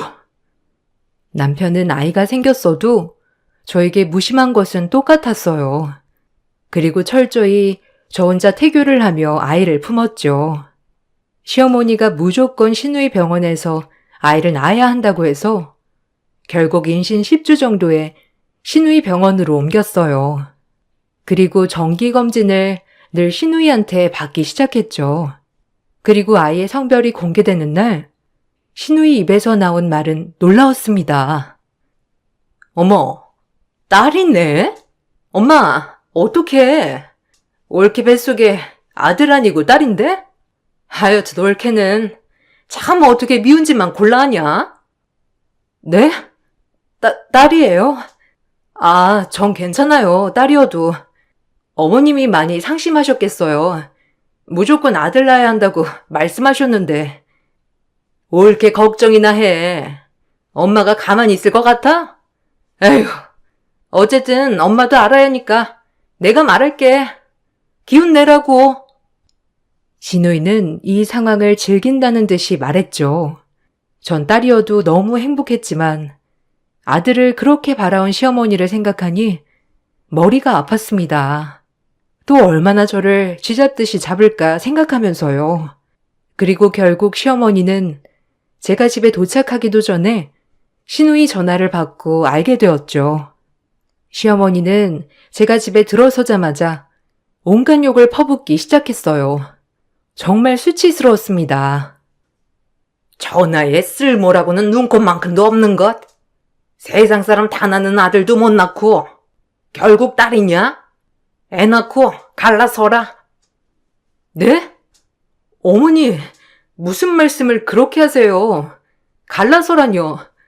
그리고 성별은 남자 쪽에서 결정짓는 건데 왜 저한테만 이러세요? 뭐야? 네가 애초에 우리 집이랑 어울리기는 했어? 다른 거 다 필요 없고 아들 하나만 낳으랬더니 그것도 못하면 왜 살아 여기서? 애가 듣겠어요, 어머니. 고정하세요. 그리고 이혼이라뇨. 희성 씨랑 이혼 못해요. 그럼 저희 애는 어떡해요? 그럼 둘째도 딸 낳으면 어쩔 건데? 너 못 믿는다? 이 집에 있을 자격이 없어. 좋은 말 할 때 순순히 불러서. 그리고 어차피 애 키울 능력도 없는 것. 애는 우리가 키울 거야. 알겠니? 딸이라 안타깝지만 우리 핏줄을 능력 없는 어미 따라 가게 할 순 없지. 시어머니는 완강하셨어요. 무조건 이혼만을 외치셨죠. 전 너무 어이가 없었어요. 태어나지도 않은 애를 가지고 딸이라는 이유로 이 집에서 물러나라고 하다니요. 정말 기가 막힐 노릇이었습니다. 하지만 저를 더 기가 막히게 한 건 남편의 태도였어요. 엄마 말대로 하자. 이혼해. 너도 이렇게 사는 거 지겹지 않아? 그냥 애 두고 나가. 그래서 새 출발해. 나도 너한테 더 이상 마음 없어. 뭐? 이혼이 쉽니? 어떻게 그렇게 쉽게 말할 수가 있어? 처음에 결혼하기 전에 했던 맹세 기억 안 나? 무슨 수를 써서라도 지켜준다며. 이게 사는 거냐? 너랑 나랑? 솔직히 너 애 생기게 한 거 내 실수야, 알아? 그 전에 정리하려 했어, 진작에. 이왕 이렇게 된 거 애 낳고 나가. 이 집에서 더 이상 버틸 수가 없었어요. 완강히 이혼을 요구하는 남편, 그리고 무조건적으로 그 이혼을 지지하는 시어머니, 얄미운 시누이, 내 딸을 지키고 싶었어요. 그리고 이혼을 하더라도 딸만은 꼭 제가 데려가고 싶었죠. 그래서 시어머니에게 확고히 말했어요. 이혼할게요, 어머니. 애 낳고 애랑 같이 나가겠습니다. 어차피 딸이라고 어머니 원하지도 않으셨잖아요. 네? 아무리 딸이라도 희성이 아닌데 비렁뱅이 밑에서 크게 할 수 있냐? 생각을 해봐라. 이 집에 살면 모든 걸 다 누리고 살 텐데 네 딸 거지꼴로 키우고 싶어? 너처럼 한부모 가정 만들면서 못 먹고 못 입고 살게 하고 싶은 게냐? 다 모두를 위한 길이야. 어머니, 어떻게 자식을 떼어놓고 나가라고 하실 수가 있어요? 전 그렇게는 못해요. 어머니였다면 자식 두고 나갈 수 있으시겠어요? 안 된다. 어차피 능력 있는 부모가 애 데려가게 되어 있어. 애 얼굴이라도 보고 싶으면 그렇게 해. 알겠어? 저에겐 출산일이 아이와 헤어지는 날이었죠. 그러면서도 설마 정말 아이만 데려가고 날 내치겠어 라는 생각도 있었어요. 아이가 뱃속에 있을 때 얼마나 많은 눈물을 흘렸는지 불안한 저는 애를 안고 어디 도망이라도 갈까 싶었어요. 그렇게 하루하루 노심초사하며 울며 지새운 나날이 지나고 결국 출산을 하였습니다. 우렁찬 아이 울음소리, 그마저도 전 보지도 못하였네요. 시누이가 바로 아빠에게 데려간 것이죠. 전 회복만 하고 아이를 보지 못했어요. 그리고 퇴원 후 집에 가던 날 대문 앞에 제 집만 덩그러니 나와 있었고요. 정말 그때만 생각하면 지금도 눈물이 앞을 가리네요. 어머니, 문 좀 열어주세요. 여보, 우리 아이 얼굴 한 번만 볼게요. 네? 어떻게 낳자마자 얼굴도 못 보게 할 수 있어요? 정떼이기만 힘들지. 없는 아이라고 생각하며 살아라. 알겠어? 우리가 예쁘게 잘 키워줄게. 재출발하렴. 택시 불렀다. 얼른 가라.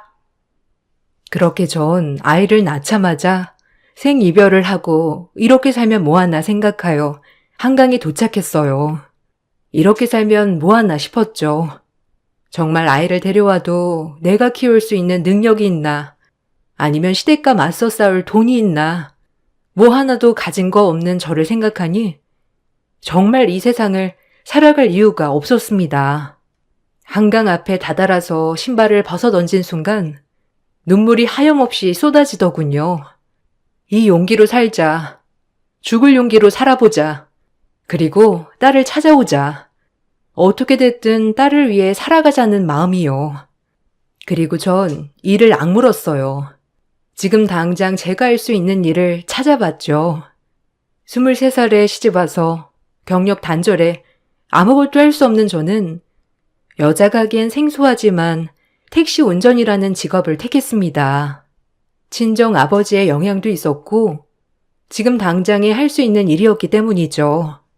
택시를 하다 보니 우연치 않게 많은 일도 접하게 되었는데 타있던 손님을 내려주자마자 손님이 얼마 가지 않아 쓰러지는 것이 아니겠어요? 너무 놀란 저는 일단 택시에 내려 그 손님에게 CPR 심폐소생술을 진행했어요. 아주 어렸을 때부터 학교에서 배워온 CPR을 실행했죠. 일단 이 사람을 살리고자 하는 생각밖엔 없었어요. 다행히 그 손님은 제 덕분에 초반 대응을 잘해 목숨을 건질 수 있었어요. 골든타임이라고 하죠. 그 손님은 저에게 연신 고맙다고 하며 저에게 명함 하나를 주었습니다. 명함을 보니 꽤 큰 중견기업의 사장이더라고요. 너무 고마워요. 기사님 아니었으면 제가 이렇게 살아있지도 못했을 텐데 정말 지나치지 않고 살려줘서 고맙네요. 에이, 제가 할 일을 한걸요. 그래도 덕분에 너무 건강해 보이셔서 저도 기분이 좋네요. 건강 꼭 잘 챙기세요. 내가 진짜 뭐 하나 도와주고 싶은 게 있는데 뭐 혹시 필요하거나 한 거 있어요? 말만 해요. 뭐든 들어줄게요. 내 목숨을 살려준 은인인데 이것도 못 해줄까 봐. 지금이 아니라도 좋아요. 언젠가 꼭 내가 빚을 갚는 날이 오기를 바랍니다. 그분은 저에게 언젠가 꼭 빚을 갚는 날이 오기를 바란다며 명함을 건네줬습니다. 말이라도 너무 고마웠네요. 그리고 전 밤낮으로 돈을 벌었어요. 무조건적으로 돈을 벌어야 했거든요. 그리고 이 일에 어느 정도 적응하고 익숙해질 무렵 제 택시만을 이용하는 콜 손님들도 늘어났죠. 물론 택시 일을 하면서 여자라고 무시하는 사람들도 많았지만 여자 손님들이나 점잖은 남자 손님들과의 대화가 잘 통했기 때문이에요.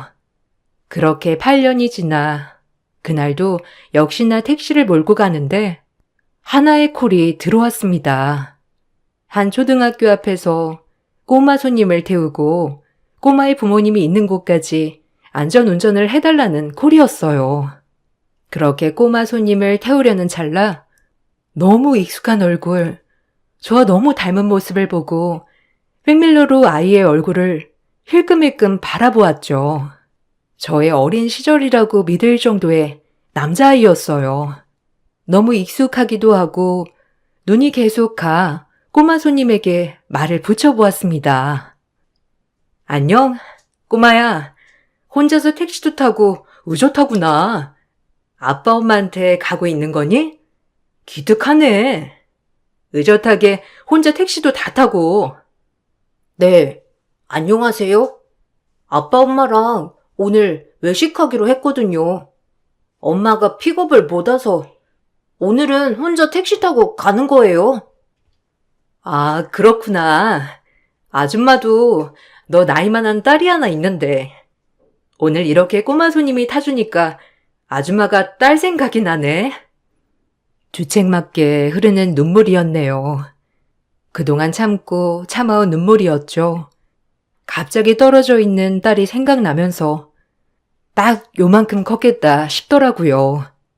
보고 싶어도 볼 수 없는 내 딸을 위해 이렇게 열심히 달리고 있지만 정말 볼 수 있을까 하는 생각에 갑작스러운 눈물이었죠. 제가 갑자기 눈물을 흘리자 꼬마 손님은 자기 주머니에서 손수건 하나를 꺼내서 건네더라고요. 마음씨도 얼마나 착하던지. 아줌마, 울어요? 울지 마세요. 여기 제 손수건인데 이건 안 돌려주셔도 돼요. 이걸로 눈물 닦으세요. 고마워. 아줌마가 갑자기 주책 맞지? 손수건까지 건네주고.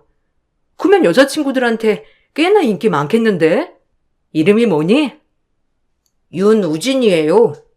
지금도 많아요. 제가 오이를 못 먹는데 오이까지 먹어주는 친구들도 있어요. 그래서 가끔 고맙기도 하죠. 저와 닮은 것도 모자라 오이를 못 먹는 것마저 똑같다고 하니 꼬마에게 더욱 눈이 갔습니다. 참 신기하였죠. 그래서 눈물이 흘렀나 봐요. 꼬마 손님과 이런저런 대화를 하며 목적지에 다다랐을 무렵 전 너무 놀랐어요. 목적지에서 기다리고 있는 꼬마의 부모님은 저의 전남편과 재혼한 부인이었네요. 정말 충격적이었죠. 얼굴을 재빨리 숨기고 얼른 꼬마의 엄마라고 하는 사람에게 돈을 받고 서둘러 그 자리를 떠났습니다. 착실하게 인사를 하는 꼬마를 뒤로 한 채 말이죠. 그리고 꼬마와 그 부모님이 사라져갈 때쯤 다시 그 자리를 찾았죠. 그리고 깊은 생각을 했습니다. 저랑 이혼 후 한 4년 정도 뒤에 재혼을 했는데 아들이 8살이라뇨. 지금 딱 제 딸 나이가 8살이었거든요. 전 제가 알아봐야겠다 싶어 다음날 아이를 태웠던 초등학교 근처로 갔어요. 그리고 학교가 끝나기만을 기다렸다 아이가 나오는 모습을 발견할 수 있었습니다. 그리고 아이에게 접근했죠. 이 방법밖엔 없었거든요. 어머, 꼬마야. 아줌마 기억하니? 여기 네 손수건 돌려주러 왔어. 아무래도 우리 꼬마 손님 손수건인데 돌려줘야 할 것 같아서. 택시 아줌마다. 안녕하세요. 손수건은 안 주셔도 되는데. 감사해요. 근데 여기까지 이거 주러 오신 거예요? 꼬마의 말이 끝나기가 무섭게 아이의 머리카락을 뽑았어요. 그리고 그 머리카락을 가지고 온 지퍼백에 고이 보관하였죠. 아따가. 아줌마, 뭐 하시는 거예요? 제 머리털 지금 뽑은 거예요? 아, 따가워라. 왜 뽑으시는 거예요? 머리에 뭐가 많이 묻었네. 아줌마가 머리에 뭐 좀 떼주려고 하다가 모르고 잡아당겼어. 미안해. 아줌마, 이만 가볼게. 서둘러 자리를 떠났습니다. 그리고 제 머리카락을 뽑아 친자검사 의뢰를 맡겼어요. 아닐 거라고 생각했지만 지푸라기라도 잡는 심정으로 맡긴 거였어요. 상대방의 동의를 받지 않은 친자검사는 불법이었지만 어쩔 수가 없었네요. 그리고 일주일 후 친자검사 결과가 나왔죠. 정말 충격적이게도 아이와 저는 99% 친자검사가 일치하는 거였어요. 너무 충격이었고 제가 낳은 게 딸이 아니라 아들이었다니 뭐라 할 말이 없었죠. 그럼 전 딸을 낳았다는 핑계로 그 집에서 쫓겨난 것이니까요. 이가 부들부들 갈렸어요. 신우부터 시작해서 모든 것이 짜고 친 판이었고 남편조차도 그 판에 끼어든 것이니까요. 전 이제 제 모든 것을 걸고 아들을 뺏어올 계획을 세웠죠. 그리고 그 집구석은 제가 요절을 내리라 다짐했어요. 더 이상 울고 있을 수만은 없었죠. 전 철저히 조사했어요. 우연인지 운명인지 몇 년 전 제가 살려준 은인이 전 남편 회사의 하청을 대주고 있는 중견기업 사장이더라고요. 정말 모든 기운들이 저를 돕고 있는 것 같았습니다. 전 그렇게 그분을 찾아갔어요. 제 말을 들어줄지 아니면 듣고만 있을지 모르겠지만 일단 바짓가랑이라도 붙잡고 애원해야 했습니다. 가장 직접적인 방법이었으니까요. 전 그렇게 사장님께 만나자고 했죠. 안녕하세요, 사장님. 저 택시 기사입니다. 실례가 되지 않는다면 혹시 그때 부탁 하나 들어준다는 거 지금 써도 될까요? 아이고, 그동안 연락이 없어 궁금했는데 당연하지요. 제 목숨을 살려준 은인인데 뭐든 다 들어줄게요. 얘기만 해봐요. 전 그 사장님을 붙잡고 지금까지 제가 겪어온 얘기들을 털어놓기 시작했습니다. 23살 어린 나이의 시집와 돈 때문에 시댁에서 무시당하고 남편의 배신에 아이까지 뺏긴 사연 말이죠. 그리고 시댁에서 아이조차도 딸이라고 빼돌린 사실까지 말입니다. 아이를 8년을 못 봤어요. 지금까지 딸인 줄 알았고요. 전 딸을 낳았다는 이유로 이혼을 당했어요. 그리고 얼굴 한번 보지 못했죠. 얼마 전 우연히 제 자식을 만났어요. 아들이더라고요. 지금 제가 그 집을 상대로 싸울 수 있는 건 사장님의 도움뿐이에요. 세상에 이런 일이 어떻게? 아니 이런 말도 안 되는 기구한 사연이 있다니요? 아니 근데 제가 도와줄 게 있나요? 아휴, 얘기만 들어도 화가 나네요. 사장님 회사에서 하청을 맡기는 회사가 전 시댁입니다. 주식회사 사무 말이에요. 거기가 제 전남편 회사예요. 아니, 사무 말이에요? 참나 윤 사장 그렇게 안 봤는데? 아니 어떻게 이럴 수가 있단 말이요? 나 참 기가 막혀서. 제가 부탁드릴 일은 사장님의 힘으로 그 회사를 무너뜨려 주세요. 제가 제 아들을 찾을 수 있게요. 부탁드립니다. 이 은혜 잊지 않을게요. 전 그렇게 부탁을 드렸어요. 얼마나 울었는지 오랜만에 꺼내본 기억에 정신을 차릴 수가 없었죠. 다행히 사장님은 제 얘기를 듣고 같이 화도 내주시고 같이 마음 아파해 주셨어요. 그리고 저 아니면 지금 이 세상 사람이 아니었다고 생각했는지 다행히 들어주셨죠. 그것만 하면 됩니까? 더 필요한 건 없고요. 어차피 기사님 아니었으면 없었을 목숨. 이건 일도 아니에요. 그동안 힘드셨겠어요. 아니에요. 감사합니다. 제가 아들을 꼭 되찾게 된다면 정말 이 은혜 평생 갖고 살겠습니다. 어떻게 감사해야 할지. 그렇게 계획은 시작되었고, 사장님은 모든 하청을 다른 곳으로 알아보기 시작했어요. 그리고 사장님 회사뿐만 아니라 사장님이 손닿는 모든 회사들도 하청을 주지 말라고 오더를 넣어주셨죠. 갑자기 거래가 중단된 전 남편 회사는 난리가 났습니다. 그리고 전 전화를 걸었어요. 8년 만에 하는 전화. 그동안 번호는 알고 있어도 전화는 한 번도 한 적이 없었거든요. 나야, 잊은 건 아니겠지? 우진이 소식 내가 모를 줄 알았니? 만나서 할 말이 많을 것 같은데 어디서 볼까? 아니. 네가 우진이를 어떻게? 일단 지금 당장 만나. 내가 그쪽으로 가지. 우진이한테 절대 접근하지 마. 그렇게 약속을 잡고 저희는 만났습니다. 8년 동안 얼마나 호의호식하고 살았는지 얼굴에 기름이 줄줄 흐르더군요. 평생 모를 줄 알았니? 미친놈. 네가 사람이야? 아니 너네 엄마랑 너네 누나도 사람이니? 인간의 탈을 쓰고 애를 빼돌려? 딸이라고 그렇게 구박하더니 아들이었잖아. 아예 작정하고 나 내보낸 거지? 너네가 가만 안 둬. 그리고 우진이 데려올 거야. 이게 주제 파악도 아직도 못하네.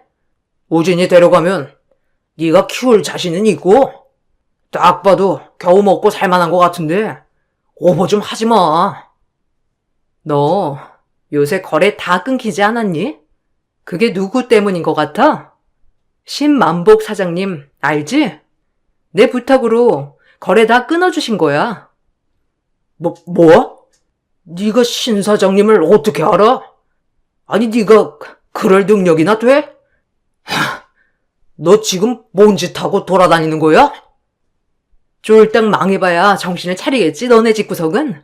용서 안 해 절대. 알겠어? 한번 망해봐. 모든 거 다 잃은 게 어떤 느낌인지. 그 말만을 남기고 자리를 떴어요. 전 남편은 저에게 전화를 몇십 통을 걸며 얘기하기를 원했지만 더 이상 대화를 하지 않았어요. 저를 도와주신 사장님 말로는 그 회사를 모든 협력업체들에게 하청을 받지 못하여 자금난이 심각하다고 했네요. 직원들의 임금체불부터 사장님께 애원하며 전화 오는 전 남편이라고 했죠. 그리고 전 아주 최악의 상황일 때 소송을 걸었어요. 친권, 양육권 변경 소송이죠. 그리고 혹시나 아이가 받을 혼란에 대비하여 아이의 초등학교에 찾아갔어요. 그리고 아이에게 말을 했죠. 아이는 제가 생각한 것보다 더 성숙했고 똑똑했네요. 이미 친엄마가 아닌 것도 알고 있었고요. 아줌마 기억해? 우진아, 어떻게 말을 해야 할지. 아줌마, 우진이한테 오늘 아주 중요하게 할 말이 있는데 혹시 들어줄래? 기사 아줌마다. 아줌마, 무슨 말이요? 아빠가 낯선 사람이랑 오래 대화하지 말라고 했는데 얼른 가야 하긴 해요. 아줌마가 우진이 친엄마야.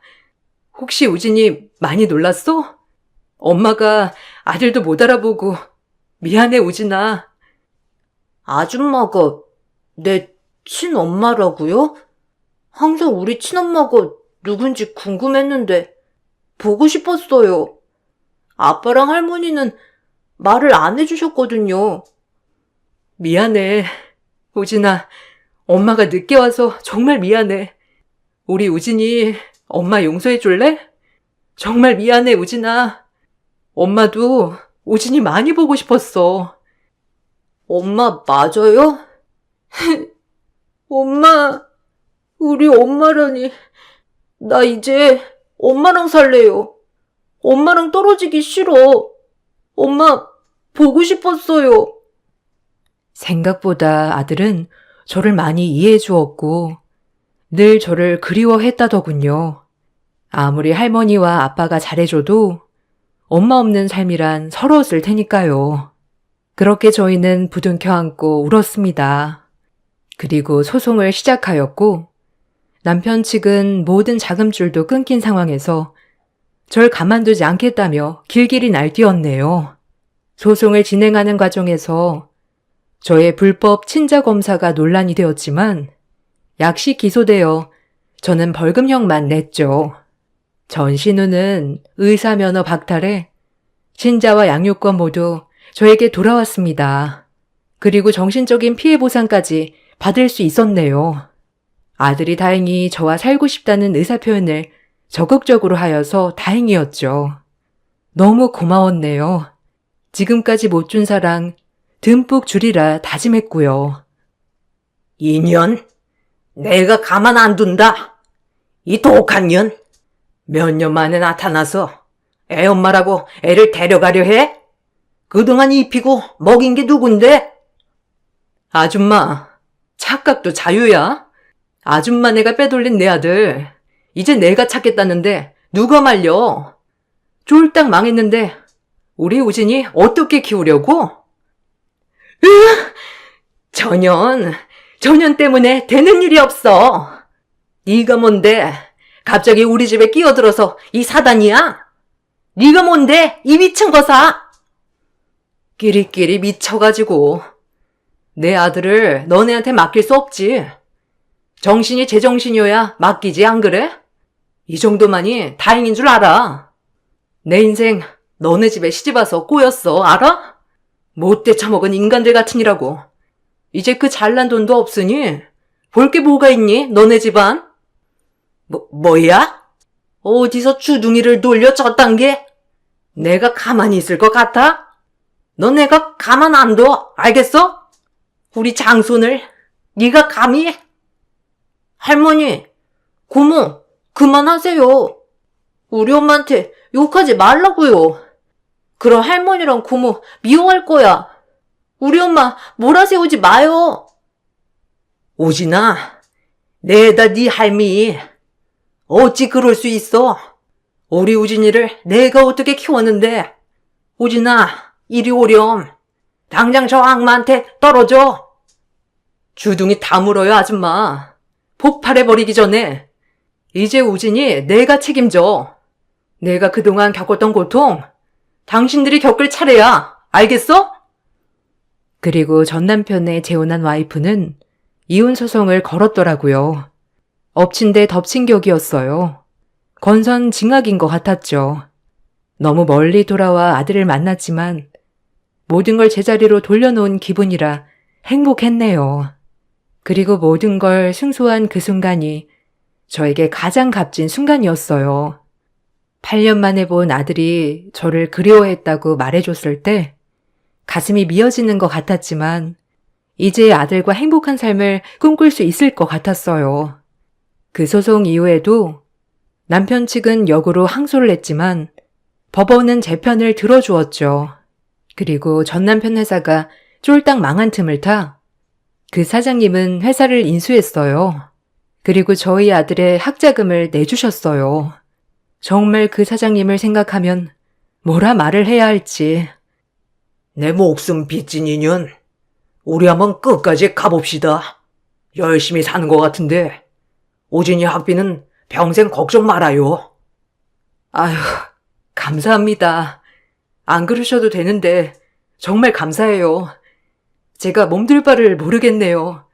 사장님, 은혜 못 잊을 거예요. 아직도 난 기사님 덕분에 살아있는 것 같소. 고마워요.